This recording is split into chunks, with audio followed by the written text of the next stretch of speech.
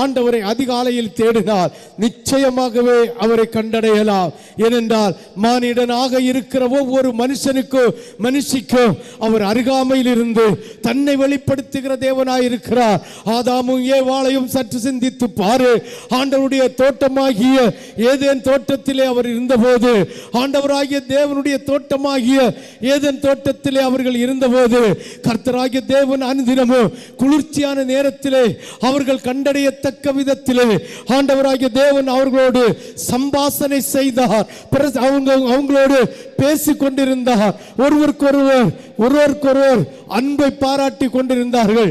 எப்பொழுது ஆண்டவரை தேடுகிற சமயத்திலே பாவத்துக்கு அடிமைப்பட்டு ஆண்டுடைய வார்த்தைக்கு கீழ்ப்படியாமல், ஆண்டுடைய வாக்கு தத்தத்துக்கு கீழ்ப்படியாமல் போனார்களோ, அப்பொழுது ஆண்டவரை காணுகிற, ஆண்டவரை கண்டடைய அவர்களுக்கு கூடாம போயிட்டு உன்னை பார்த்து ஆண்டவராகிய தேவன் சொல்லுகிறார், அதிகாலை ஜெபத்தை செய்யாமல், அதிகாலையில் ஆண்டவரை தேடாமல், ஆண்டவரை கண்டடையத்தக்கத்தில் தேடி ஆண்டவருடைய பதில் கிடைக்கும் வரைக்கும், வாக்குத்தத்தம் கிடைக்கும் வரைக்கும் ஆண்டவருடைய சமூகத்திலே யாக்கோபு பாதத்தை பிடித்து என்னை ஆசீர்வதிக்காமல் உம்மை விடவே மாட்டேன் என்று சொன்னது போல வாய் திறந்து ஆண்டவரோடு கதறி இருந்தால் நிச்சயமாகவே உனக்கு வாக்குத்தத்தத்தை தருவதற்காக, ஆசீர்வாதத்தின் மகிமையை தருவதற்காக அதிகாலையில் உன்னை தேடி வருவார்.